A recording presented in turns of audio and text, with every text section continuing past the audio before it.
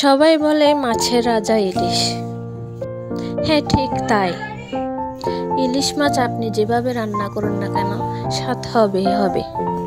আজকে আমি রান্না করব আলু কচু ছাড়া দিয়ে ইলিশ মাছের ঝোল। তো বন্ধুরা, সবাইকে নমস্কার। দেখুন, বাজার থেকে ইলিশ মাছ নিয়ে এসেছে।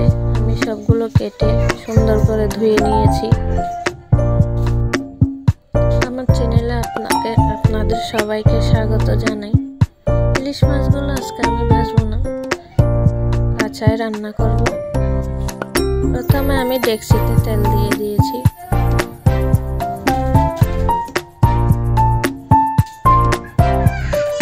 তেল গরম হয়ে গেলে পেঁয়াজ কুচি দিয়ে দেব। এরপর কেটে ধুয়ে রাখা আলু কচু ছড়াগুলো দিয়ে ভালো করে ভেজে নেব।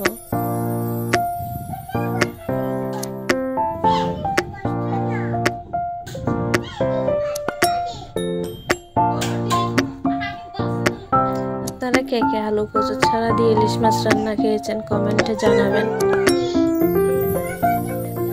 আজকে আমি বাটা মশলা কিছু ব্যবহার করব না, গুঁড়ো মশলাই দিব সবগুলো। ধনে, মরিচ গুঁড়া, হলুদ গুঁড়া এগুলো দিয়ে পাতলা ঝোল করে রান্না করব। দেখুন, আমি সব মশলাগুলো দিয়ে ভালোভাবে কষিয়ে নিচ্ছি।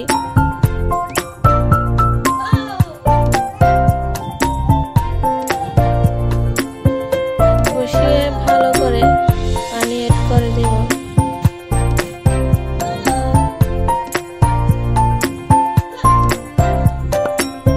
আমি পরিমাণ মতো ঝোল দিয়ে দিয়েছি। ঝোলগুলো ফুটতে থাকো। ঝোলগুলো ফুটে গেছে এবং আলু কচুর ছাড়াগুলো সিদ্ধ হয়ে গেছে। এখন আমি মাছগুলো সব দিয়ে দেব, দিয়ে ভালো করে সিদ্ধ করে নেব। লাস্টে ধনে পাতা অ্যাড করে দেব। এভাবে আপনারা কে কে খেয়েছেন কমেন্টে জানাবেন। দেখেন, মাছটা রান্না হয়ে গেছে।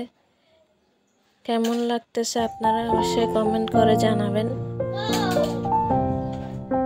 রান্নাটি ভালো লাগলে অবশ্যই সবাই লাইক, কমেন্ট, শেয়ার, ফলো করে যাবেন। আপনারা সবাই ভালো থাকবেন। ধন্যবাদ, নমস্কার।